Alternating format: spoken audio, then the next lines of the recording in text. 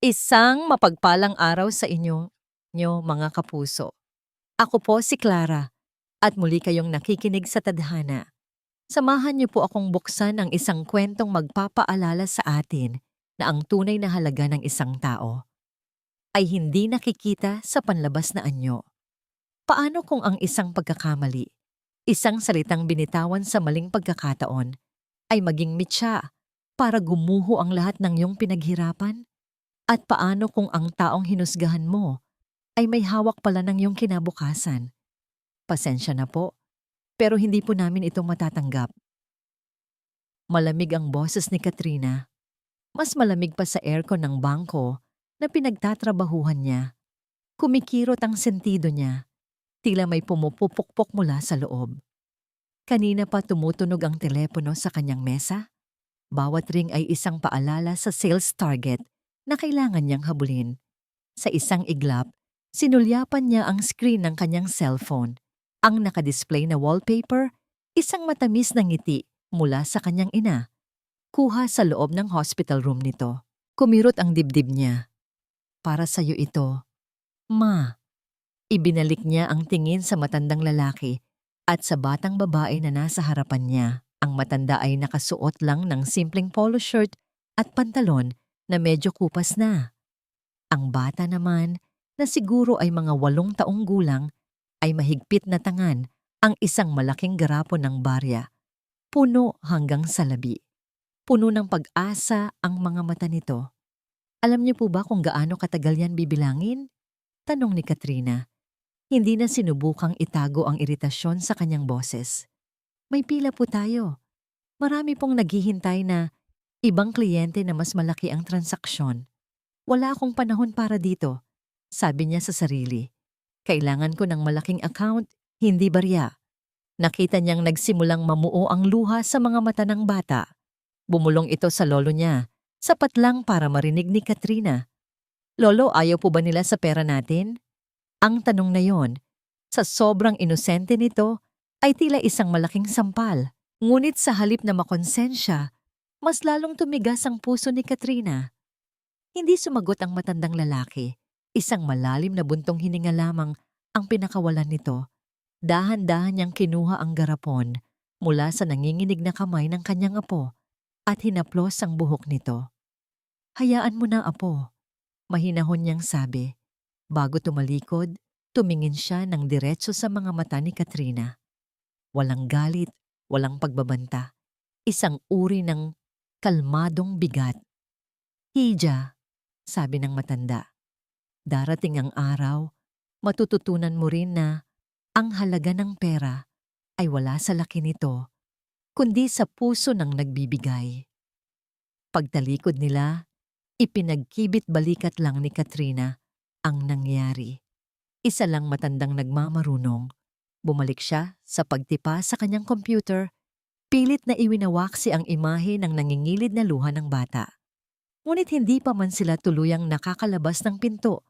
Umalingaw-ngaw ang isang pamilyar na tunog. Ang espesyal na ringtone mula sa direktang linya ng kanilang branch manager na si Mr. Rosales. Sinagot nito ang tawag. Rosales speaking. Isang segundo ng katahimikan.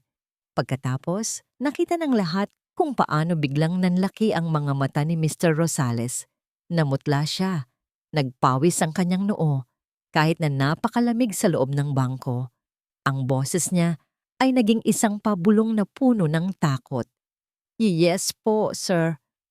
Opo, naiintindihan ko po. Gagawin ko po agad. Nang ibaba niya ang telepono, ang tunog nito ay parang isang putok ng baril sa tahimik na opisina. Lahat ng empleyado ay napatingin sa kanya. Ang mga mata ni Mr. Rosales ay nag-aapoy sa galit at purong pagkasindak. Naglakad siya palabas ng kanyang opisina. Hindi. Halos tumakbo siya. Ang kanyang mga mata ay naghahanap sa buong palapag. At nang magtama ang tingin nila ni Katrina, naramdaman ni Katrina ang isang matinding takot na gumapang sa kanyang likuran. Huminga ng malalim si Mr. Rosales, tila naghahanda para sa isang sigaw na yayanig sa buong gusali. Katrina, sa opisina ko. Ngayon din, bawat hakbang ni Katrina papasok sa opisina ni Mr. Rosales ay parang 1 kilometrong paglalakbay sa ibabaw ng nagbabagang uling. Ang mga mata ng kanyang mga katrabaho ay nakatutok sa kanya, mga bubuyog na umaaligid, naghihintay. Naririnig niya ang kanilang mga bulungan, mas masakit pa sa isang sampal. Ang hangin na kanina lang ay malamig, ngayon ay tila nakakapasong bigat sa kanyang balat. Pagsara ng pinto, sumabog si Mr. Rosales. "Anong ginawa mo, Katrina? Anong ginawa mo?" Hindi ito isang tanong. Isa itong akusasyon. Nanginginig ang kanyang mga kamay habang itinuturo ang telepono na parang isang ahas na tumuklaw sa kanya. Sir, hindi ko po maintindihan." "Huwag mo akong sir. Sigaw niya, at sa unang pagkakataon, nakita ni Katrina ang takot sa mga mata ng kanyang boss. Ang matandang lalaki, ang kliyente na tinaboy mo na may dalang garapon ng barya. Alam mo ba kung sino siya? Umiling lang si Katrina. Nararamdaman ang pagbilis ng tibok ng kanyang puso. Siya si Mr. Enrique de Leon. Parang huminto ang mundo ni Katrina. Enrique de Leon, ang alamat. Ang may-ari ng De Leon Corporation, isa sa pinakamalaking conglomerates sa buong Asia. Isang pangalan na binabasa lang niya sa mga business magazine. Isang multo na nagmamay-ari ng kalahati ng syudad. Ang ginawa mo. Halos pabulong na, sabi ni Mr. Rosales, na pasabunot sa sariling buhok. Nag-withdraw siya, hindi lang sa branch natin, sa lahat ng bangko sa ilalim ng kumpanya natin. Lahat. Magkano po? Nanginginig na tanong ni Katrina. Tumingin si Mr. Rosales sa kanya. Ang mga mata nito ay puno ng pagkasuklam. 40 bilyong piso. 40 bilyon. Ang numero ay umalingaw-ngaw sa loob ng kanyang ulo. Walang kahulugan, masyadong malaki para maunawaan. Ang barya sa garapon. At 40 bilyon. Ang utak niya ay hindi ito kayang pagdugtungin. Tatanggalin na po ba ako? Iyon lang ang salitang lumabas sa kanyang bibig. Isang pagsuko. Umiling si Mr. Rosales at ang sagot niya ay mas masahol pa sa inaasahan ni Katrina. Hindi. Iyon ang utos. Hindi ka tatanggalin. Nagtaka si Katrina. Pipo, mas gusto yata niyang makita kang nahihirapan. Mapait na sabi ng manager. Mula ngayon, hindi ka na team leader. Isa ka na lang staff. Under my direct supervision. Bawat kilos mo, babantayan ko. Isang pagkakamali pa, Katrina. At ako na mismo ang magtatapon sa iyo palabas ng gusaling ito. Malinaw? Tumango lang si Katrina. Wala nang lakas na magsalita. Ang paglalakad pabalik sa kanyang mesa, ang pinakamahabang paglalakbay sa buhay niya. Isang walk of shame. Nakita niya ang nangiting tagumpay sa labi ni Sandra, ang karibal niya sa posisyon. Isang tingin na nagsasabing, sa wakas, bumagsak ka rin. Pag-upo niya sa kanyang upuan, na ngayon ay parang hindi na sa kanya, naramdaman niya ang panginginig ng buong katawan. Doon, sa gitna ng kahihiyan at pag-iisa, isang bote ng tubig, ang dahan-dahang ipinatong sa gilid ng kanyang mesa. Nag-angat siya ng tingin. Si Lito, isa sa mga mas bagong teller. Isang binatang laging tahimik, laging nakangiti. Hindi ito nagsalita. Isang tango lang ang ibinigay nito sa kanya bago mabilis na bumalik sa kanyang pwesto. Isang bote ng tubig, isang maliit na bagay. Pero sa mga sandaling iyon ang pinakamabigat na bagay sa mundo. Hindi niya alam kung ito ba ay awa o isang paalala na may nakakita sa kanyang pagbagsak. Ang nalalabing oras ng araw ay isang mahabang bangungot. Pag-uwi niya sa kanyang maliit na inuupahang apartment, pagod na pagod ang kanyang katawan at kaluluwa. Ang gusto lang niya ay humiga at matulog at magdasal na sana. Isa lang itong masamang panaginip. Ngunit pagdating niya sa kanyang pinto, may isang puting papel na nakadikit dito. Isang papel na tila sumisigaw sa kanya. Kinuha niya ito, isang notice, mula sa landlord. Rent increase, effective immediately, failure to pay back rent, and new rate within 24 hours will result in eviction. Bumagsak ang kanyang mga balikat. Ang pagtaas ng upa. Hindi niya ito alam. Hindi niya nabasa ang memo. At ngayon, kasabay ng pagbagsak ng kanyang karera, ay ang banta ng pagkawala ng kanyang tahanan. Naramdaman niya ang lamig ng papel, tila yelong unti-unting gumagapang sa kanyang mga ugat. Pinapatay ang anumang natitirang pag-asa sa kanyang puso. Ang papel sa kanyang kamay ay hindi lang isang notice, ito ay isang pader. Isa sa maraming pader na bigla na lang nagsulputan sa paligid niya, unti-unting nagsasara, inaalis ang lahat ng liwanag at hangin. Pumasok siya sa loob ng apartment, ang bawat sulok nito ay tila sumisigaw ng kanyang kabiguan. At sa gitna ng nakakabinging katahimikan, tumunog ang kanyang telepono. Pagtingin niya sa screen, nakita niya ang pangalan ng kanyang ina. Huminga siya ng malalim, pilit na pinapakalma ang sarili, bago sagutin. "Hello, Ma?" Sinubukan niyang gawing masaya ang kanyang boses. "Anak, kumusta?" Mahina ang boses sa kabilang linya, may kasamang bahagyang ubo. "Pasensya na kung napatawag ako. Malapit na kasing maubos yung mga gamot ko." Bawat salita ay parang karayom na tumutusok sa puso ni Katrina. Ang mga gamot. Sa lahat ng nangyari, iyon ang unang-una niyang nakalimutan. "Oo po, Ma. Huwag po kayong mag-alala." Pagsisinungaling niya, habang ang mga pader ay tila lalong sumisikip. "Naasikaso ko na po. Papunta na po diyan bukas." "Salamat, anak. Mag-iingat ka palagi, ha? Mahal na mahal ka namin." Pagkababa ng telepono, bumagsak siya sa upuan. Isang mensahe ang pumasok sa kanyang cellphone mula sa nakababata niyang kapatid na si Marco. "Ate, paalala lang po sa tuition next week. Salamat po. Ingat." Gamot, tuition, upa, 40 bilyon. Ang mga numero ay nagsasayawan sa kanyang isipan. Isang nakakalulang ipo-ipo ng responsibilidad at kawalan. Kinabukasan sa opisina ay mas masahol pa. "Kat," tawag sa kanya ni Sandra, may mapaglarong nangiti sa mga labi. "Since medyo, maluwag na ang schedule mo, pwede mo bang ayusin yung mga lumang file sa archives? Kailangan na kasing isort yan. Matagal na." Iyon ay isang trabahong para sa mga baguhan, hindi para sa isang dating team leader. Isang malinaw na pagpapahiya, ngunit wala siyang nagawa kundi tumango. Ang archive room ay maliit, walang bintana, at amoy lumang papel. Tulad ng kanyang sitwasyon, masikip, madilim, at puno ng mga bagay na nalimot na ng panahon. Habang isa-isa niyang inaayos ang mga maalikabok na folder, isang kahon ang nakaagaw ng kanyang pansin. May label itong "Mga Alaala", 990s. Sa loob, nakita niya ang isang lumang litrato, isang grupo ng mga empleyado, masayang nakangiti. At sa gitna, isang lalaking pamilyar sa kanya, ang kanyang ama. Bata pa ito sa litrato, payat, at may ngiti sa labi na puno ng pag-asa at pangarap. Isang nanangiti na hindi na niya nakita sa mga huling taon nito.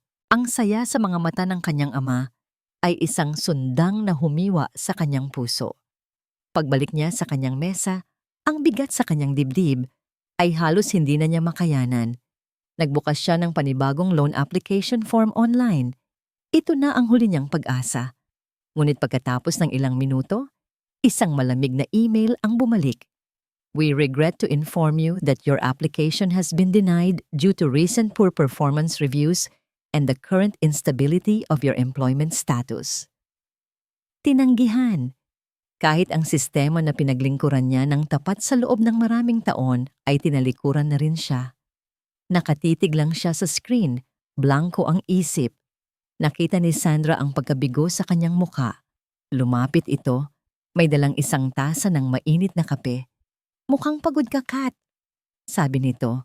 Ang boses ay nag-uumapaw sa pekeng pag-aalala. Inilapag nito ang tasa sa kanyang mesa. At sa isang iglap, na tila isang aksidente, natabig ni Sandra ang tasa. Ang mainit na kape ay bumuhos, hindi sa mesa, kundi sa isang napaka-importanteng kontrata na kakakapos lang iprint ni Katrina para pirmahan ng isang kliyente. Napatayo si Katrina, gulat na gulat. Ay nako, sorry! Malakas na sabi ni Sandra, sapat para marinig ng lahat sa paligid. Tingnan mo ang ginawa mo, Katrina. Ang dumi-dumi na. Bakit ba ang burara mo? Lahat ng mata ay napunta sa kanila. Ang sisi, ang kahihiyan, ay muling ibinato lahat sa kanya. Wala ka na ngang silbi. Bulong ni Sandra, pero malinaw na narinig ni Katrina. Pabigat ka pa. Naramdaman niya ang hapdi ng mainit na kape sa kanyang balat.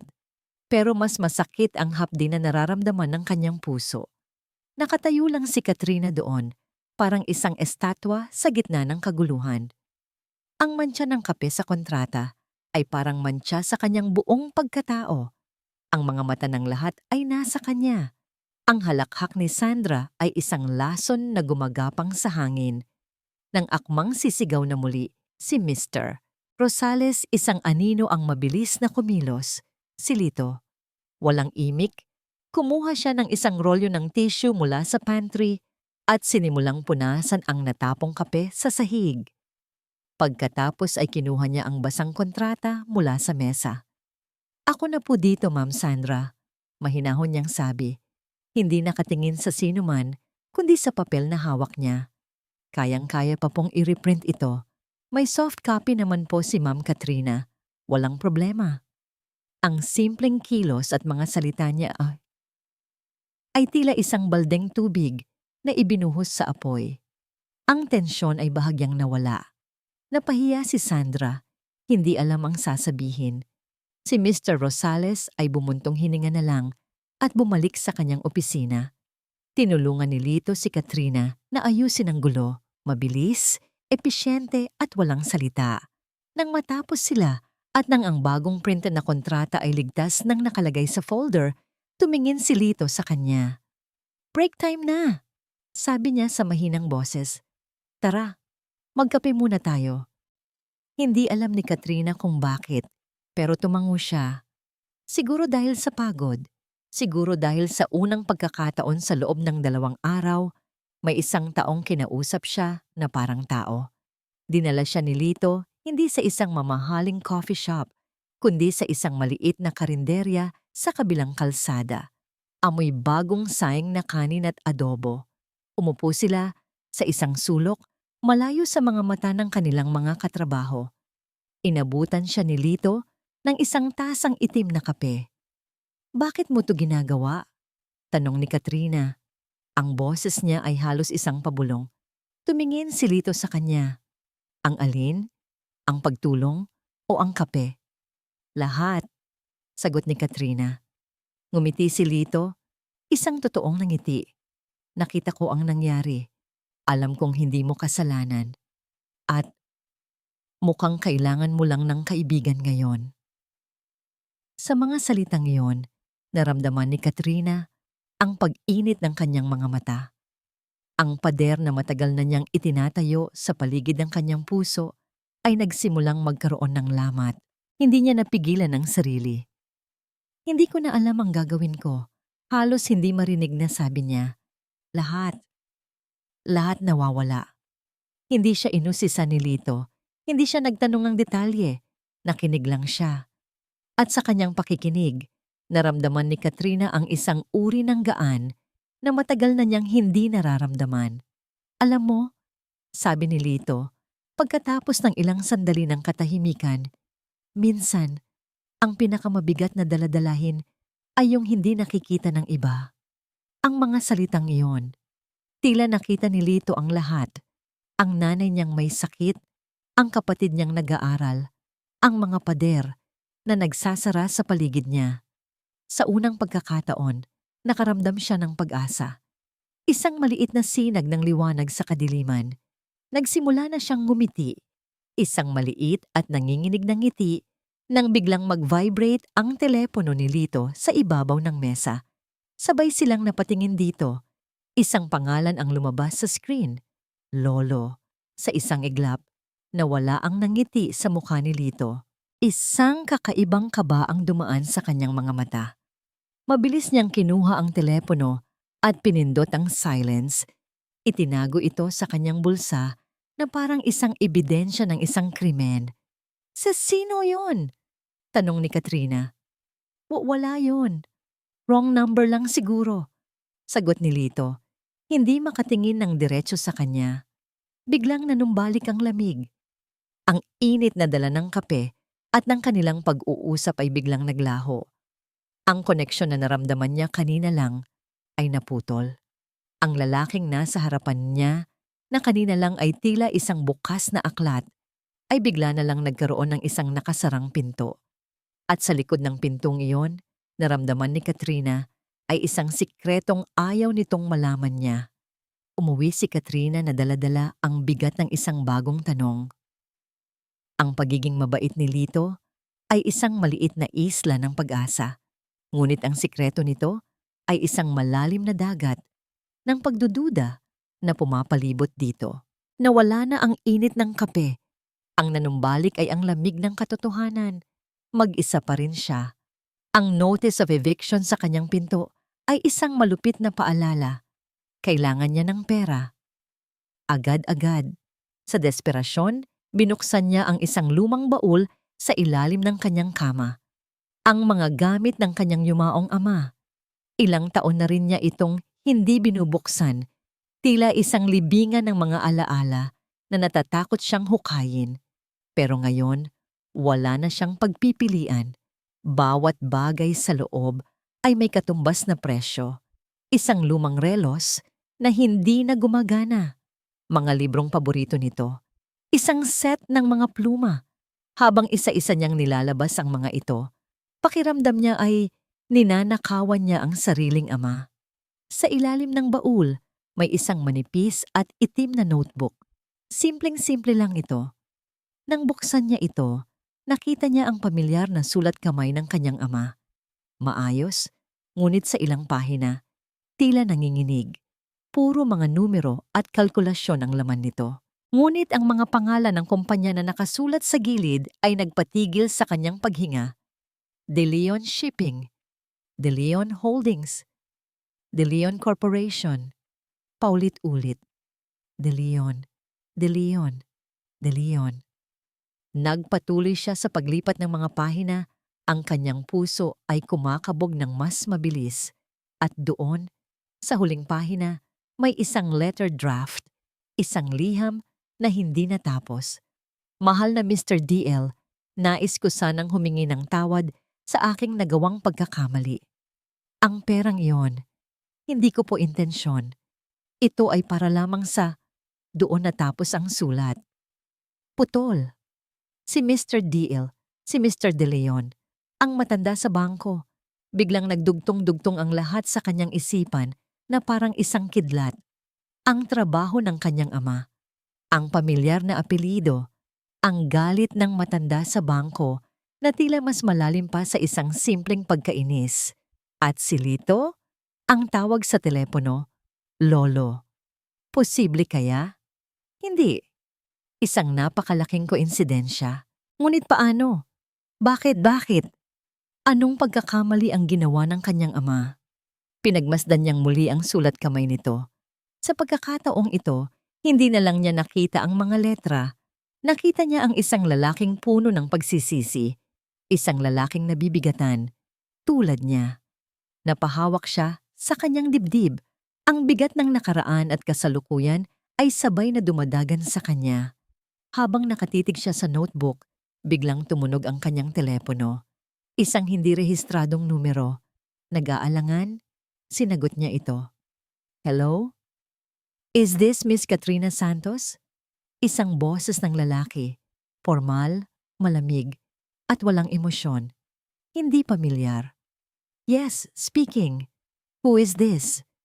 Nagkaroon ng isang maikling sandali ng katahimikan na tila nagpapabigat lalo sa tensyon. My name is Attorney Reyes, sabi ng boses. Mr. De Leon would like to see you. Ang pangalan, ang kumpirmasyon, Ang multo ng kahapon ay hindi na isang anino. Ito ay tumatawag sa kanya sa telepono at mayroon itong pangalan. Nanigas si Katrina sa kanyang kinaupuan. Ang notebook sa kanyang mga kamay ay biglang naging napakabigat na parang hawak niya ang susi sa isang nakaraan na hindi niya alam na umiiral at sa isang kinabukasan na labis niyang kinatatakutan. Ang biyahe papunta sa De Leon Corporation ay parang isang panaginip, isang masamang panaginip. Bawat gusali na kanilang nilalagpasan ay tila nagiging mas malaki, mas nakakatakot. Ang kotse na sumundo sa kanya, isang mamahaling itim na sedan, ay tahimik at malamig. Ang katahimikan ay mas nakakabingi kaysa sa anumang sigaw. Pagdating nila, isang tore ng salamin at bakal ang sumalubong sa kanya, tila tumutusok sa kalangitan. Ang lobby ay kasing laki ng isang basketball court. Ang sahig ay gawa sa kumikinang na marmol. Bawat taong nakakasalubong niya ay nakasuot ng mamahaling damit. Ang kanilang mga kilos ay puno ng layunin at kumpiyansa. Naramdaman ni Katrina ang kanyang sarili na lumiit, na parang isa siyang langgam na naligaw sa palasyo ng mga higante. Si Attorney Reyes ay naghihintay sa kanya. Hindi ito ngumiti. "This way, Miss Santos." Dinala siya nito sa isang private elevator. Walang ibang pindutan kundi PH, penthouse. Habang umaakyat ang elevator, pakiramdam ni Katrina ay iniiwan niya sa ibaba ang lahat ng natitira pa sa kanyang dating buhay. Ang pinto ng opisina ay gawa sa madilim at mabigat na kahoy. Dahan-dahan itong binuksan ni Attorney Reyes. "He's waiting for you." Pumasok si Katrina sa loob. Ang opisina ay napakalaki. Ang isang pader ay purong salamin, tanawang buong syudad mula sa itaas. Ang amoy ay pinaghalong leather, lumang libro, at kapangyarihan. Sa gitna ng lahat, nakaupo sa isang malaking mesa ay isang lalaking nakatalikod sa kanya, nakatingin sa bintana. Dahan-dahan itong umikot. At sa sandaling iyon, tila gumuho ang sahig sa ilalim ng mga paa ni Katrina. Ang dugo ay umalis sa kanyang mukha. Ang matandang lalaki, ang lolo na may dalang garapon ng barya. Pero ngayon, hindi siya nakasuot ng kupas na polo shirt. Nakasuot siya ng isang perpektong plantsadong suit. Ang kanyang tindig ay hindi na mukhang pagod, kundi puno ng awtoridad. Ngunit ang mga mata niya ay pareho, kalmado, malalim, at ngayon, puno ng isang bagay na mas masahol pa sa galit. Disappointment, isang malalim na pagkadismaya. "Maupo ka, Hija," sabi ni Mr. Enrique de Leon. Ang boses niya ay pareho, ngunit sa kontekstong ito, bawat salita ay may bigat ng isang bundok. Nanginginig na umupo si Katrina. Hindi siya makapagsalita. "Alam mo na siguro kung bakit ka narito." Pagpapatuloy niya, pinagtagpi ang kanyang mga daliri sa ibabaw ng mesa. Tumangulang si Katrina. "Maari kitang tanggalin sa trabaho?" sabi ni Mr. De Leon. "Maari kong siguraduhin na wala ng kahit anong bangko o kumpanya sa Pilipinas ang tatanggap sa'yo. Maaari kong gawing isang impyerno ang buhay mo. At sa totoo lang, iyon ang gusto ng maraming tao na gawin ko." Naramdaman ni Katrina ang pagtulo ng malamig na pawis sa kanyang likod. "Pero," dagdag niya, "hindi iyon ang gagawin ko." Nag-angat ng tingin si Katrina, naguguluhan. "Mayroon akong isang foundation," sabi ni Mr. De Leon. "Isang maliit na charity na tumutulong sa mga pamilyang nangangailangan. Mga pamilyang tulad ng sayo noon. Kailangan nila ng tulong sa pag-oorganisa ng kanilang mga pondo, sa paggawa ng mga proyekto. Kailangan nila ng isang taong may alam sa pananalapi." Tinitigan siya nito ng diretso sa mata. "Doon ka magtatrabaho. Simula bukas, iyon ang magiging kabayaran mo sa utang mo. Hindi sa akin, kundi sa mga taong tinapakan mo. Hindi ito isang alok. Isa itong sentensya. Isang kulungan na walang rehas." Naramdaman ni Katrina Ang bigat ng kanyang kapangyarihan, ang kawalan niya ng pagpipilian. Papo, bakit niyo po ito ginagawa? Iyon lang ang salitang nagawa niyang isatinig. Tumayo si Mr. De Leon at lumapit sa bintana. Tinitingnan ang syudad sa ibaba. Ang iyong ama ay isang mabuting tao. Katrina, sabi niya, ang boses niya ay biglang naging malungkot. Isa sa mga pinakamahuhusay kong tauhan hanggang sa nagkamali siya. Lumingon siya at tiningnan si Katrina. Ang kanyang mga mata ay tila nakikita ang kaluluwa niya. Huwag mo siyang tularan. Ang foundation ay hindi isang malaking gusali. Isa lang itong lumang bahay na ginawang opisina. Nasa isang simpleng kapitbahayan kung saan ang mga bata ay naglalaro sa kalsada at ang mga magkakapitbahay ay nag-uusap sa kanilang mga bintana. Ang pintura sa pader ay may mga lamat na. Ang sahig ay semento, hindi marmol. Ang amoy ay hindi leather at kapangyarihan, kundi amoy ng nilulutong pagkain at pag-asa. Ito na ba ang kulungan ko? Tanong ni Katrina sa sarili. Ang trabaho niya ay simple lang daw. Suriin ang mga aplikasyon para sa tulong pinansyal. Pero hindi ito simple. Bawat folder na binubuksan niya ay isang bintana sa buhay ng ibang tao, sa kanilang mga problema. Isang amang nawala ng trabaho dahil sa sakit. Isang inang kailangan ng pera para sa gatas ng kanyang sanggol. Mga reseta ng gamot. Mga promissory note mula sa eskwelahan. Noong una, tiningnan niya ito bilang mga numero, mga problema na kailangan ng solusyon. Ginamit niya ang kanyang galing sa bangko para ayusin ang mga papeles, para gumawa ng mga spreadsheet. Malamig, mabilis, episyente. Pero habang tumatagal, ang mga kwento sa likod ng mga numero ay nagsimulang tumagos sa pader na kanyang itinayo. Isang hapon, habang abala siya sa pag-compute, isang pamilyar na boses ang tumawag sa kanya. Mukhang kailangan mo ng merienda. Paglingon niya, nakita niya si Lito. May dalang-dalawang supot ng turon. Anong ginagawa mo dito? Gulat na tanong ni Katrina. Napadalaw lang, sabi ni Lito, ngumiti, at inabot sa kanya ang isang piraso. Narinig ko, lumipat ka raw. Isang kasinungalingan. Alam niyang alam ni Lito ang totoong dahilan, pero hindi na niya ito sinabi. Sa halip, tinanggap niya ang turon. Salamat, sabi niya. Umupo si Lito sa isang upuan sa tapat niya. Kamusta ka naman dito? Okay lang. Trabaho pa rin. Sagot ni Katrina. Ayaw magpakita ng anumang kahinaan. Habang kumakain sila, isang text message ang dumating sa telepono ni Katrina.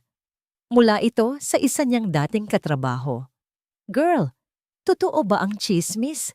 Sabi ni Sandra, nabaliw ka raw kaya ka umalis. Pinagsisigawan mo raw ang mga kliyente. Anyari? Napatigil siya sa pagnguya. Nabaliw. Iyon pala ang kwentong ikinakalat ni Sandra. Mas madali para sa kanila na isiping nabaliw siya kaysa isiping nagkamali siya. May problema ba? Tanong ni Lito. Napansin ang pagbabago sa kanyang mukha. Umiling lang si Katrina at itinago ang telepono. Lumipas ang mga araw. Paminsan-minsan, bigla na lang susulpot si Lito. May dalang pagkain o simpleng kumusta lang. At unti-unti, ang pagiging mailap ni Katrina ay napalitan ng pagtanggap. Si Lito, ang tanging koneksyon niya sa dati niyang buhay, ang tanging tao na hindi siya hinuhusgahan. Isang araw, sobrang dami ng trabaho ni Katrina kaya hindi na siya nakapaghapunan. Gabi na at siya na lang ang natitira sa opisina. Biglang may kumatok sa pinto. Isang matandang babae, si Aling Nita, isa sa mga volunteers sa foundation. Hija, hindi ka pa ba uuwi? Tanong nito. Nakita kong may ilaw pa. Tinatapos ko lang po ito, Aling Nita. Sagot ni Katrina. Nako, kumain ka muna. Inilapag ni Aling Nita ang isang maliit na baunan sa mesa ni Katrina. May natira pa sa ulam namin. Adobong manok. Hati na tayo. Tiningnan ni Katrina ang baunan. Simpleng pagkain mula sa isang taong halos walang-wala. Isang taong tinutulungan ng foundation. Naku, huwag na po. Nakakahiya, sabi ni Katrina. Ngumiti si Aling Nita. Ano ka ba? Pag may pinagsamahan, gumagaan ang lahat. Ang mga salitang yon ay tumama kay Katrina ng husto. Isang simpleng kabaitan, walang hinihinging kapalit. Isang bagay na hindi niya kailanman naranasan sa mundo ng pera at mga numero. Kinabukasan, mas gumaan ang pakiramdam ni Katrina. May kaunting nangiti na sa kanyang labi. Sa pagtatapos ng araw, muling dumating si Lito. Habang nag-uusap sila, tumunog ang telepono nito. Nakita ni Katrina na medyo lumayo si Lito para sagutin ito. Tila ayaw magpahalata. Pero narinig niya, malinaw na malinaw, ang boses ni Lito, puno ng respeto. Opo, Lolo. Binabantayan ko po siya. Nakikita ko na po ang pagbabago. Biglang nanlamig ang buong katawan ni Katrina. Lolo, ang parehong tawag na narinig niya sa karinderya. Binabantayan ko po siya. Hindi ito pagdalaw ng isang kaibigan. Isa itong misyon. Isa itong utos. Ang lahat ng kabaitan, ang lahat ng pag-aalala, lahat ay isang malaking kasinungalingan. Ang mga salitang narinig ni Katrina ay parang isang malakas na sampal na gumising sa kanya mula sa isang magandang panaginip. Biglang bumalik ang lahat ng pagdududa, lahat ng pader na sinimulan na niyang ibaba. Tumingin siya kay Lito, pero hindi na ang kaibigang nag-aalala ang nakikita niya. Nakikita niya ang isang estranghero, isang tanod. Lolo, sabi ni Katrina, ang boses niya ay walang emosyon, kasing lamig ng yelo. So daw lolo pala ha? Ang galing naman. Biglang natigilan si Lito. Namutla siya at ang telepono sa kanyang kamay ay tila naging isang mainit na bakal na gusto niyang bitawan. Kaya, Kat, magpapaliwanag ako. Magpapaliwanag. Tumawa si Katrina. Ngunit ang tawa niya ay walang saya. Puno ito ng sakit. Ano ang ipapaliwanag mo, Lito?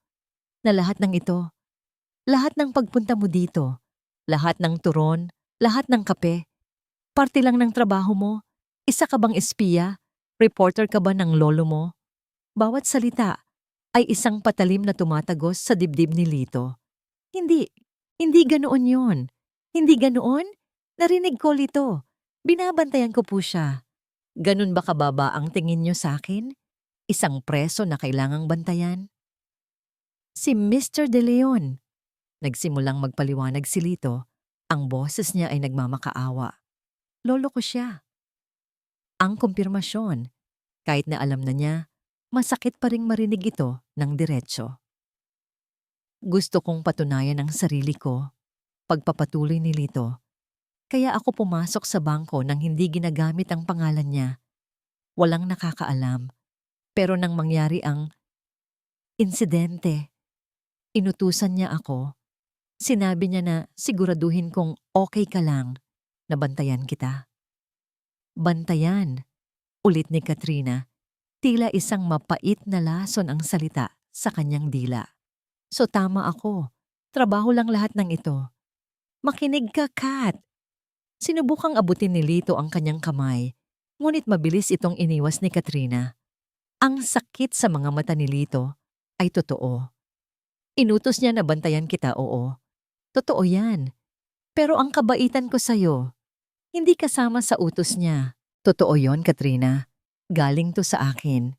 Ngunit ang mga salita niya ay hindi na tumagos sa pader na muling itinayo ni Katrina mas mataas at mas matibay kaysa dati. Ang tiwala, kapag nasira, ay parang isang baso. Kahit anong gawing pagdikit, makikita pa rin ang mga lamat. Sinungaling, bulong ni Katrina. Lahat kayo, pare-pareho lang. Katrina, please, umalis ka na, sabi ni Katrina. Tumalikod sa kanya para hindi nito makita ang mga luhang nagsisimula nang mamuo sa kanyang mga mata. Iwan mo na ako. Narinig niya ang pag-atras ni Lito, ang bigat ng bawat hakbang nito. Narinig niya ang pagbukas at pagsara ng pinto. At sa wakas, bumagsak ang mga luha niya. Isang pag-iyak na puno ng galit, ng pagkabigo, at ng sakit ng isang matinding pagkakanulo. Ang maliit na islang inaakala niyang kanlungan ay isa lang palang selda. Tinakpan niya ang kanyang mukha ng kanyang mga kamay, nanginginig. At sa gitna ng kanyang paghihinagpis, nag-vibrate ang kanyang telepono sa kanyang bulsa. Kinuha niya ito, umaasang. Hindi niya alam kung ano ang inaasahan niya. Baka isang text mula kay Lito na humihingi ng tawad. Ngunit ang mensahe ay hindi galing kay Lito. Galing ito sa ospital. Isang maikli, brutal na mensahe. Urgent. Your mother's condition has taken a critical turn. Immediate surgery is required. Nabitawan ni Katrina ang kanyang telepono. Ang tunog ng pagbagsak nito sa sementadong sahig ay parang tunog ng kanyang puso na nabasag sa 1,000 piraso. Ang pagtataksil sa kanyang harapan at ang banta ng kamatayan sa kanyang likuran. Ang mga pader ay hindi na lang nagsasara. Gumuguho na ang mga ito at dinadaganan siya. Ang pakiramdam ng pagkakanulo ay biglang napalitan ng isang bagay na mas malaki, mas primal. Takot. Isang malamig, nakakaparalisang takot. Si Mama. Pinulot niya ang telepono. Hindi na pinapansin ang basag sa screen.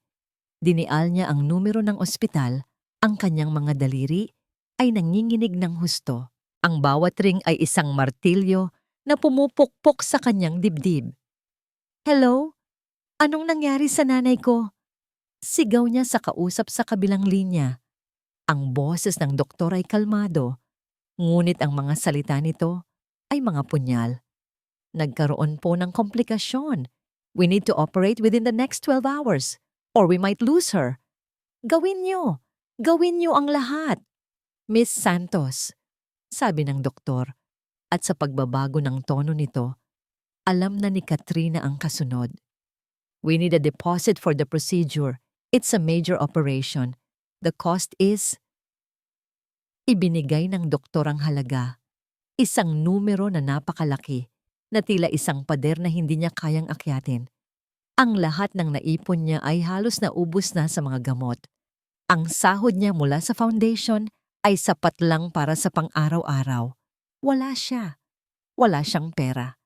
Pagkababa ng tawag, napasandal siya sa pader. Ang hangin ay tila ninakaw mula sa kanyang mga baga. Anong gagawin niya? Saan siya pupunta? Naalala niya si Lito. Sa isang iglap, naisip niyang tawagan ito. Ngunit mabilis niyang iwinaksi ang ideya. Hindi. Hindi siya hihingi ng tulong sa isang De Leon. Hindi siya magpapakain sa kamay na sumasakal sa kanya. Ang pride, kahit basag-basag na, ay naroon pa rin. Saan pa? Ang bangko. Ang dati niyang kaharian. Hindi na siya nag-isip pa. Tumakbo siya palabas ng foundation, sumakay ng taxi, at nagpahatid sa dati niyang opisina. Gabi na, ngunit may mga ilaw pa. Pumasok siya. Ang mukha niya ay puno ng desperasyon. Nadatnan niya si Mr. Rosales na nag-aayos ng gamit para umuwi. Sir, sabi ni Katrina, ang kanyang boses ay nanginginig. Sir, kailangan ko po ng tulong. Emergency po. Ang nanay ko, tumingin si Mr. Rosales sa kanya walang emosyon. At anong kinalaman ko dyan? Loan po, sir. Kahit anong halaga. Alam niyo pong magbabayad ako. Kailangan lang po talaga ng nanay ko. Tumawa si Mr. Rosales, isang tuyong tawa. Oh, Katrina.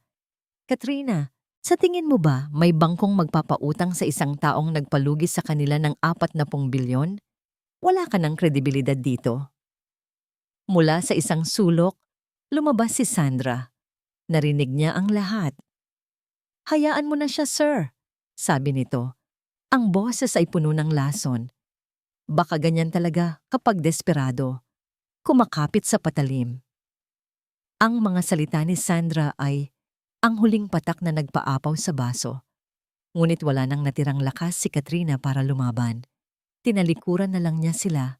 Ang bawat hakbang palabas ay mas mabigat kaysa sa nauna habang naglalakad siya sa madilim na kalye, walang direksyon. Ang ulan ay nagsimulang pumatak. Malamig, mabilis. Tila nakikidalamhati sa kanya ang langit. Wala na siyang pagpipilian, wala nang matatakbuhan. Isinuko na niya ang lahat ng natitira niyang pride. Mayroon pa siyang huling baraha, ang pinakamasakit, ang pinakanakakahiya sa lahat. Kinuha niya ang kanyang telepono. Ang screen ay basag pa rin. Hinanap niya ang numero ni Attorney Reyes. Kailangan kong makausap si Mr. De Leon, sabi niya sa abogado. Ang boses niya ay basag na, tulad ng kanyang pagkatao. Sabihin niyo, susundin ko ang lahat, kahit ano. Luluhod ako kung kailangan. Kabanata naman sa dulo ng pag-asa. Ang pagpunta sa opisina ni Mr. De Leon sa pangalawang pagkakataon ay ibang-iba sa una. Wala na ang takot. Ang naroon na lang ay isang blangkong pakiramdam ng pagkatalo. Basang-basa siya sa ulan. Ang kanyang damit ay lukot. Ang kanyang buhok ay magulo. Isa siyang sundalong sumusuko. Hindi na siya pinaghintay. Dinala siya agad sa penthouse. Naabutan niyang nagbabasa si Mr. De Leon. Hindi man lang ito nag-angat ng tingin nang pumasok siya. So bumalik ka, sabi nito. Ang boses ay kalmado. Tumayo si Katrina sa gitna ng malawak na opisina. Ang tubig mula sa kanyang damit ay tumutulo sa mamahaling Persian rug. At doon, dahan-dahan, lumuhod siya. Ang kahihiyan, hiya, ay parang apoy na sumusunog sa kanyang buong katawan, ngunit wala na siyang pakialam. Tulungan niyo po ako. Pagmamakaawa niya, ang kanyang mga luha ay humahalo sa tubig ulan sa kanyang mukha. Ang nanay ko po, mamamatay siya kung hindi niyo ako tutulungan. Gagawin ko po ang lahat. Lahat. Sa wakas, ibinaba ni Mr. De Leon ang kanyang binabasa. Tinitigan niya si Katrina na nakaluhod sa kanyang harapan. Ang kanyang mukha ay hindi mabasa. Walang awa, walang galit. Isang blangkong pader. Tumayo ito. Hindi para tulungan siyang tumayo, kundi para kumuha ng isang manipis na folder mula sa isang cabinet sa kanyang likuran. Inilapag niya ito sa mesa sa pagitan nila. Tumayo ka, utos niya. Nanginginig na tumayo si Katrina. Hindi pera ang ibinigay ni Mr. Sir De Leon sa kanya. Hindi isang tseke, kundi ang folder. Bago tayo mag-usap tungkol sa pera, sabi ni Mr. De Leon, ang kanyang boses ay biglang naging seryoso. Basahin mo muna yan. Itinulak niya ang folder palapit kay Katrina. Ito ang kwento ng ama mo. Nanginginig ang mga kamay ni Katrina habang inaabot ang folder. Ang lamig nito ay tila tumatagos sa kanyang balat hanggang sa kanyang mga buto. Para siyang nagbubukas ng isang puntod. Sa loob, hindi mga salita ang una niyang nakita, kundi mga numero, mga lumang bank statement, mga internal audit report mula sa De Leon Corporation. May petsang mahigit 10 taon na ang nakalipas. Sa gitna ng libu-libong numero, may isang naka-highlight na pula. Isang discrepancy, isang nawawalang halaga. Hindi ito gaanong kalaki para sa isang korporasyon, ngunit sapat na para sirain ang isang tao. Sa tabi ng report, may isang sulat kamay na liham. Ang sulat kamay na nakita niya sa notebook. Ang sulat kamay ng kanyang ama. Ito ang buong bersyon ng liham na hindi natapos. Mahal na Mr. De Leon, sumusulat po ako para aminin ang aking kasalanan. Ang perang nawawala sa pondo. Ako po ang kumuha. Walang ibang nakakaalam. Hindi ko po ito ninakaw para sa sarili ko. Isang malaking pagkakamali po na nagawa ko dahil sa desperasyon. Ang asawa ko po, si Elena, ay may malubhang karamdaman noon. Kailangan niya ng operasyon para mabuhay. Naubos na po ang lahat ng aming naipon. Wala na po akong malapitan. Sa aking pagkalito, nagawa ko po ang hindi tama. Ipinapangako ko po, babayaran ko ang lahat kahit anong mangyari. Kasama ng liham ay isang resibo mula sa ospital. Ang pangalan ng pasyente, Elena Santos, ang kanyang ina. Ang petsa ay tugma sa petsa ng nawawalang pera. Binitawan ni Katrina ang mga papel na parang napapaso. Biglang luminaw ang lahat. Ang pag-aaral niya sa magandang eskwelahan. Ang bahay na inupahan nila noon na hindi niya alam kung paano nababayaran. Ang biglaang promosyon ng kanyang ama bago ito namatay. Hindi iyon promosyon, iyon ay utang. At ang pinakamasakit sa lahat, ang pagkakapareho ng kanilang mga kwento. Ang parehong babae, ang parehong sakit, ang parehong desperasyon, ang parehong pagpili sa pagitan ng tama at ng pagmamahal. Doon na bumigay si Katrina. Ang mga luhang kanina pa niya pinipigilan ay bumuhos na parang isang sirang dam. Ngunit hindi na ito luha ng pagmamakaawa. Ito ay luha ng pagkaunawa. Luha ng pagsisisi para sa paghusga niya sa sariling ama. Luha ng bigat ng isang utang na loob na hindi niya alam na kanyang dinadala. Nang mamatay ang ama mo sa isang aksidente, nagsalita si Mr. De Leon. Ang boses niya ay malumanay na. Natuklasan ko ang lahat ng ito. Dapat ko siyang kinasuhan. Dapat kong binawi ang lahat. Pero naaalala ko ang kanyang katapatan sa loob ng 20 taon. Isang pagkakamali laban sa 20 taon ng serbisyo. Pinili kong manahimik. Pagpapatuloy niya. Itinuring kong bayad na ang utang niya. At mula noon, binantayan ko kayo mula sa malayo. Sinigurado kong hindi kayo magugutom na makakapagtapos ka ng pag-aaral. Tumingala si Katrina, ang kanyang mukha ay basang-basa ng luha. Ang galit niya sa matanda ay nawala. Napalitan ng isang damdaming hindi niya maipaliwanag. Kung alam niyo po ang lahat ng ito, tanong ni Katrina, ang boses niya ay garalgal. Bakit po? Bakit niyo po ako hinayaan na dumaan sa lahat ng ito? Tinitigan siya ni Mr. De Leon at sa unang pagkakataon, nakita ni Katrina ang awa sa mga mata nito. Dahil nakita ko sa iyo ang iyong ama, Katrina. Nakita ko ang kanyang galing. At nakita ko rin ang parehong pride, ang parehong paniniwala na ang pera ang sagot sa lahat. Ang parehong kahinaan na nagtulak sa kanya sa pagkakamali.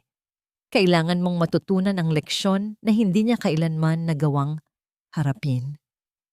Huminga siya ng malalim. Tinutulungan kita ngayon hindi dahil sa ama mo. Tinutulungan kita dahil sa kabila ng lahat, nakita ko sa iyo ang pagbabago na hindi niya nagawang ipakita. Lumapit ito sa kanya. Sasagutin ko ang gastos sa operasyon ng iyong ina. Isang malaking bigat ang nawala sa dibdib ni Katrina. Salamat po. Pero, sabi ni Mr. De Leon, at ang bigat ay bumalik, doble pa. Ang pera para sa operasyon. Kailangan mong pagtrabahuhan. Kailangan mong patunayan na karapat-dapat ka. May inilabas siyang panibagong folder. Isang plano para sa isang proyekto. May isang komunidad sa probinsya na nasalanta ng bagyo. Nawalan sila ng lahat. Ang proyekto mo, bumuo ng isang plano para itayo ulit ang kanilang kabuhayan. Kailangan mong makalikom ng pondo. Kailangan mong kumbinsihin ang mga donor. Kailangan mong gawin ang imposible at mayroon ka lang 1 buwan para gawin ito. Ito ang kanyang pagsubok. Ang kanyang daan patungo sa pagtubos. Isang bundok na mas mataas pa sa kanyang inakyat kailanman. Ang unang pagbisita ni Katrina sa San Isidro ay parang isang paglalakbay sa ibang mundo. Ang amoy ng putik at nabubulok na kahoy ay nanunuot sa hangin. Ang mga bahay na dating nakatayo ay mga pilas-pilas na yero at kahoy na lang at ang mga mata ng mga tao. Mga matang pagod na, tila nawalan na ng pag-asa. Ang dating Katrina ay titingnan ito at iisipin agad ang mga numero, ang gastos, ang logistics. Ngunit ang bagong Katrina ay umupo sa isang nabuwal na puno. kasama ang mga residente at nakinig. Nakinig siya sa kwento ni Mang Jun, isang mangingisda na nawalan ng bangka, ang tanging bumubuhay sa kanyang pamilya. Nakinig siya kay Aling Belen na ang munting karinderya ay inanod ng baha kasama ang lahat ng kanyang pangarap. Isinulat niya ang kanilang mga pangalan, hindi ang kanilang mga case number. Naramdaman niya ang kanilang sakit, hindi lang ang kanilang financial need. Pagbalik niya sa Maynila, ang kanyang plano ay hindi na lang isang business proposal. Ito ay isang koleksyon ng mga pangarap. Sa gitna ng kanyang pagtatrabaho isang gabi, may kumatok sa pinto ng foundation. Si Lito. Nakatayo lang ito doon, hindi sigurado kung paano lalapit. Narinig ko ang tungkol sa nanay mo, mahinang sabi nito. At narinig ko rin ang tungkol sa proyekto. Nandito ako para tumulong. Kung papayagan mo, tinitigan siya ni Katrina. Ang sakit ng pagkakanulo ay naroon pa. Ngunit natatabunan na ito ng pagkaunawa na natutunan niya sa opisina ni Mr. De Leon. Pareho silang naging instrumento sa mas malaking plano. Wala kang kasalanan, Lito, sabi ni Katrina. At sa pagsabi niya noon, naramdaman niya ang paggaan ng sarili niyang dibdib. Pareho lang tayong sumusunod sa agos. Isang maliit na ngiti ang sumilay sa labi ni Lito. At sa gabing iyon, nagsimula silang magtrabaho. Araw at gabi, magkasama sila. Si Katrina ang utak, gumagawa ng mga presentasyon, kinukwenta ang mga gastos. Si Lito ang mga paa at kamay. Tumatawag sa mga supplier, inaayos ang mga schedule, at higit sa lahat, pinapaalalahanan si Katrina na magpahinga at kumain. Sa pagitan ng mga tasa ng instant na kape at mga gabing puyat, isang bagong uri ng samahan ang nabuo sa pagitan nila. Isang samahan na hindi nabase sa utos o pagkukunwari, kundi sa respeto at isang layunin. Dumating ang araw ng presentasyon sa mga posibleng malalaking donor. Pumasok si Katrina sa boardroom, dala ang kanyang laptop at ang bigat ng pag-asa. Ng buong San Isidro, inumpisahan niya ang kanyang presentasyon. Mga charts, mga numero, mga projections. Ngunit sa kalagitnaan, huminto siya. Tiningnan niya ang mga mukha sa kanyang harapan. Mga seryosong negosyante na sanay sa ganitong mga usapan. Dahan-dahan niyang isinara ang kanyang laptop. Pasensya na po, sabi niya. Hindi po ito tungkol sa mga numero. At nagsimula siyang magkwento. Ikinuwento niya si Mang Jun at ang pangarap nitong muling makapalaot. Ikinuwento niya si Aling Belen at ang amoy ng adobo mula sa karinderya nito. Ang boses niya ay nanginginig, hindi dahil sa kaba, kundi dahil sa emosyon. Hindi na siya ang matalas na bank manager. Siya ay isang tagapagsalaysay ng mga nasirang pangarap na humihingi ng tulong para muling mabuo. Pagkatapos niyang magsalita, isang sandali ng katahimikan ang bumalot sa silid. At pagkatapos, isang palakpakan, isa-isa, ang mga negosyante ay nagsitayuan at kinamayan siya, nangangako ng kanilang suporta. Tagumpay. Paglabas nila ng boardroom, napayakap si Katrina kay Lito sa sobrang galak. Nagawa natin, ngunit ang kanilang pagdiriwang ay hindi nagtagal. Isang araw, bago ang malaking fundraising gala, kung saan pipirmahan na ang lahat ng mga donasyon, nag-vibrate ang telepono ni Lito. Isang kaibigan niya ang nag-send ng isang link sa isang news website. Binuksan ito ni Lito. Ang kanyang mukha ay biglang namutla. Kat! Inabot niya ang telepono kay Katrina. Ang headline ay parang isang suntok sa kanyang sikmura. Disgraced banker na si Katrina Santos, ginagamit ang isang charity para linisin ang pangalan. Isang aso sa damit ng tupa? Ang artikulo, nandoon ang lahat. Ang insidente sa bangko, pinalaki at binaluktot. Ang pag-withdraw ni Mr. De Leon, pinalabas na isang iskandalo ng panloloko. Ang kanyang paglipat sa foundation, isinulat bilang isang desperadong paraan para makabawi sa tiwala ng publiko.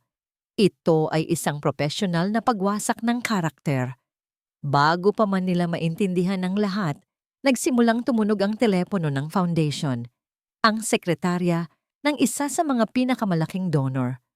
We're putting our pledge on hold, pending an investigation. Isang email. We have to reconsider our involvement. Isa, dalawa, tatlo. Ang mga tawag at mensahe ay pumatak na parang ulan. Isang ulan ng pagdududa at pag-atras. Ang lahat ng kanilang pinaghirapan, ang lahat ng pag-asang kanilang binuo, ay unti-unting gumuho sa kanilang harapan. Ang katahimikan sa loob ng opisina ng foundation ay mas mabigat pa sa anumang sigaw. Ang mga teleponong kanina lang ay walang tigil sa pagtunog, ay ngayon ay tahimik na. Isang masamang pangitain. Ang mga pangako ay naging abo. Ang pag-asa ay naging alikabok. Si Sandra! Bulong ni Katrina. Hindi ito isang tanong. Sigurado siya. Walang ibang may ganitong uri ng galit. Walang ibang may ganitong uri ng lason. Siya ang may gawa nito. Tumingin si Lito sa kanya. Ang mga mata nito ay puno ng pag-aalala. Anong gagawin natin? Sa loob-loob ni Katrina, gustong sumabog ng dating siya. Ang Katrina na palaban. Ang Katrina na gaganti. Ngunit ang ilang linggo sa San Isidro at sa foundation ay nagbago sa kanya. Ang galit ay naroon, ngunit may mas malaki ng pumapalibot dito, ang responsibilidad. Kailangan nating harapin ito, sabi niya, mas kalmado kaysa sa inaasahan niya. Kailangan nating tumawag ng press conference. Nagulat si Lito. Pero lalo ka lang nilang sisirain. Hahayaan ko na lang ba na sirain nila ang pag-asa ng San Isidro dahil sa akin? Umiling si Katrina. Hindi. Tapos na akong magtago, Lito. Kinabukasan ang maliit na opisina ng foundation ay napuno ng mga reporter at mga kamera. Ang kanilang mga lente ay parang mga mata ng isang firing squad. Lahat ay nakatutok sa kanya. Umupo si Katrina sa isang simpleng mesa sa harapan. Si Lito ay nakatayo sa isang sulok sa likuran niya. Ang kanyang presensya ay isang tahimik na suporta. Mrs. Santos? Simula ng isang reporter. Totoo po ba ang mga akusasyon na ginagamit niyo lang ang foundation na ito para... Opo, putol ni Katrina sa tanong. Nagulat ang lahat. Hindi nila inaasahan ang isang pag-amin. Totoo po, pagpapatuloy ni Katrina. Ang boses niya ay nanginginig sa simula. Ngunit unti-unting tumatatag. Totoo po na nagkamali ako. Malaki ang naging pagkakamali ko sa bangko. Hinusgahan ko ang isang tao base sa kanyang pananamit. Naging masama akong empleyado. Naging masama akong tao. Tumingin siya sa bawat kamera na parang tinitingnan niya sa mata ang bawat taong nakikinig. Nagawa ko po yun dahil sa takot. Takot na mawalan ng trabaho. Takot na hindi maibigay ang pangangailangan ng pamilya ko. Ngunit hindi po yun sapat na dahilan. Walang sapat na dahilan para sa kawalan ng respeto. Huminga siya ng malalim. Ang trabaho ko po dito sa foundation. Sa simula, oo. Isa itong parusa. Ngunit habang tumatagal, naging isang biyaya ito. Tinuruan ako ng mga tao sa San Isidro na ang tunay na kahirapan ay hindi ang kawalan ng pera, kundi ang kawalan ng pag-asa. At ang taong sumulat ng artikulong iyon, ang gusto niyang gawin ay nakawin ang pag-asa ng mga taong yon para lang sa personal niyang galit sa akin. Hindi niya binanggit ang pangalan ni Sandra. Hindi na kailangan. Hindi ko po hinihiling na patawarin niyo ako, pero hinihiling ko po, huwag nating ipagkait sa mga taga San Isidro ang tulong na kailangan nila dahil lang sa mga pagkakamali ko. Tapos na siyang magsalita. Isang nakakabinging katahimikan ang sumunod. At sa gitna ng katahimikang iyon, isang tao ang lumakad pasulong mula sa likuran. Si Lito. May gusto lang po akong idagdag, sabi ni Lito. Ang boses niya ay malinaw at matatag. Saksi po ako. Saksi ako sa pagkakamali ni Katrina sa bangko. At saksi rin po ako sa kanyang pagbabago dito sa foundation. Ang babaeng nagsasalita sa harapan ninyo ngayon ay hindi na ang babaeng nakilala ko noon at naniniwala ako sa kanya. Ang pagtatanggol ni Lito ay isang malaking sorpresa. Ngunit may mas malaki pang sorpresang darating. Biglang bumukas ang pinto sa likuran ng kwarto. Lahat ng ulo ay napalingon. Pumasok si Mr. Enrique de Leon kasama si Attorney Reyes. Ang kanyang presensya ay agad na pumuno sa buong silid. Nagpatahimik sa lahat. Dahan-dahan siyang lumakad papunta sa harapan. Ang bawat hakbang ay may bigat ng kanyang kapangyarihan. Kinuha niya ang isa sa mga mikropono. Tumingin siya sa mga reporter. Pagkatapos ay kay Katrina. "Magandang umaga sa inyong lahat," sabi niya. Ang kanyang boses ay kalmado ngunit malakas. Umaalingaw-ngaw sa buong silid. "May idadagdag ako sa kwento ni Katrina." Ang buong silid ay tila huminto sa paghinga. Ang mga kamera ay mabilis na lumipat ng focus mula kay Katrina papunta sa taong nagmamay-ari ng balita. Ang insidente sa bangko, simula ni Mr. De Leon, ay totoo. Ako ang matandang lalaki na may dalang garapon ng barya. At ako rin ang nag-utos na i-withdraw ang 40 bilyong piso. Isang bulungan ng pagkabigla ang kumalat sa mga reporter. Ngunit ang dahilan ay hindi dahil sa galit. Pagpapatuloy niya, tinitingnan si Katrina. Ito ay isang pagsubok, isang leksyon na kailangan niyang matutunan. At ang kanyang pagtatrabaho sa foundation ay hindi para linisin ang kanyang pangalan. Ito ay ang kanyang paraan para bayaran ang kanyang pagkakamali. Isang parusa na tinanggap niya ng walang reklamo. Pagkatapos ay tumingin siya kay Lito. Ang binatang ito na tumayo para sa kanya ay hindi lang isang simpleng empleyado. Siya si Lito de Leon, ang apo ko. Isa na namang bugso ng pagkabigla. Nakita ni Katrina ang gulat sa mukha ng mga dati niyang katrabaho na nanonood din. Ang sikreto ay nabunyag na. At panghuli, sabi ni Mr. De Leon, at ngayon ang kanyang boses ay naging kasing tigas ng bakal. Tungkol sa artikulong naglabasan, nagsignal siya kay Attorney Reyes. Inilabas ng abogado ang isang tablet at ipinakita sa screen ang isang video. Isang kuha mula sa CCTV camera ng bangko noong araw na natapon ng kape. Malinaw na malinaw ang sinasadyang pagtabig ni Sandra sa tasa. Pagkatapos ng video, isang audio recording naman ang ipinarinig. Ang boses ni Sandra, kausap ang isang reporter, nag-aalok ng eksklusibong kwento kapalit ng pera. Ang paninira ay hindi lang mali. Ito ay isang krimen, sabi ni Mr. De Leon. Si Miss Sandra ay haharap sa kaukulang kaso mula sa De Leon Corporation. Sa isang iglap, ang kwento ay ganap na nabaliktad. Ang bida ay naging biktima. Ang kontrabida ay nahubaran. Nang makita ang lahat ng ebidensya, ang mga reporter ay napuno ng kahihiyan. Ang kanilang mga tanong na ngayon ay puno na ng paghanga para kay Katrina. Kasabay nito, ang mga telepono ng foundation ay muling nagsimulang tumunog. Ngunit ngayon, ang mga tawag ay hindi na para mag-atras. "Mr. De Leon, sir, doblehin namin ang aming donasyon. We're back in, and we're bringing some friends." Ang pag-asa ng San Isidro ay hindi lang naibalik. Ito ay naging isang daluyong ng suporta. Sa gitna ng lahat ng papuri at mga kumikinang na ilaw ng kamera, dahan-dahang lumabas si Katrina para magpahangin. Sumunod si Lito. "Okay ka lang?" tanong nito.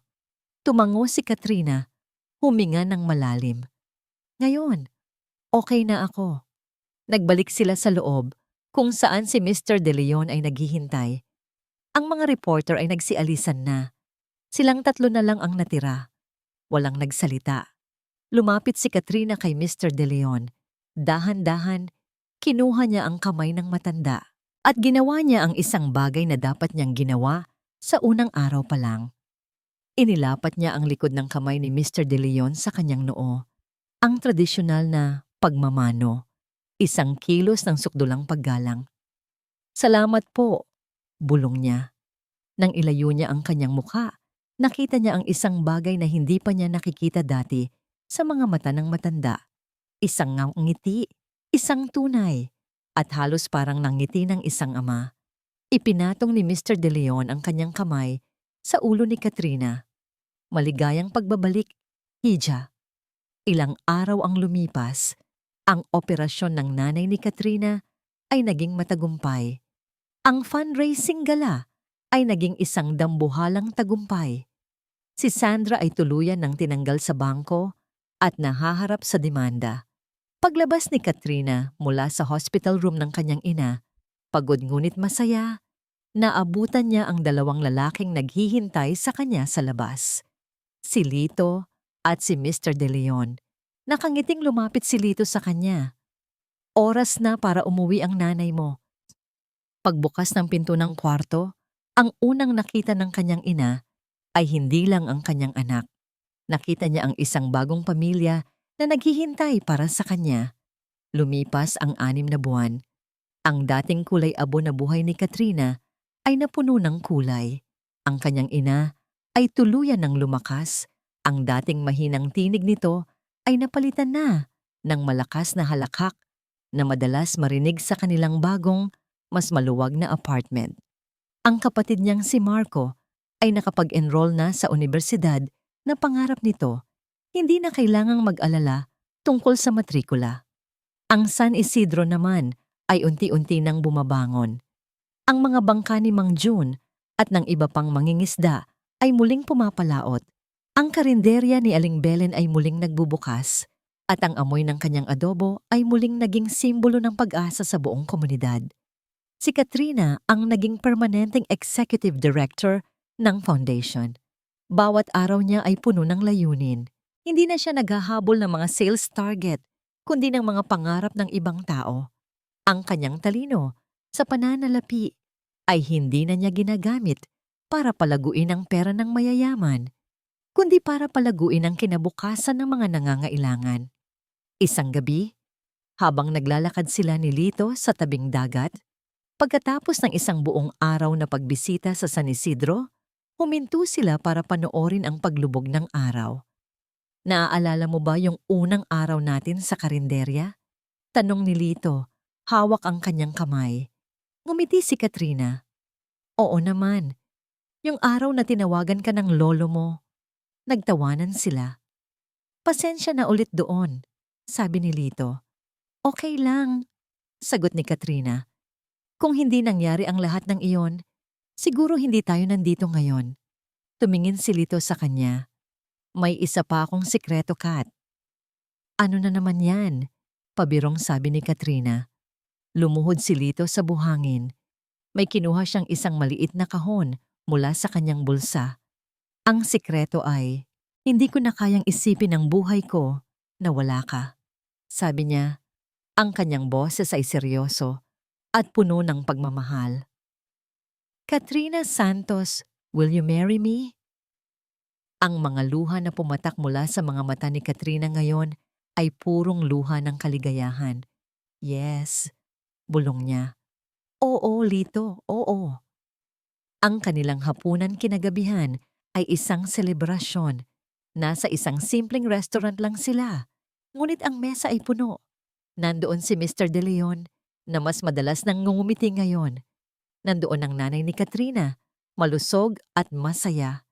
Nandoon si Marco, puno ng mga kwento tungkol sa kolehiyo.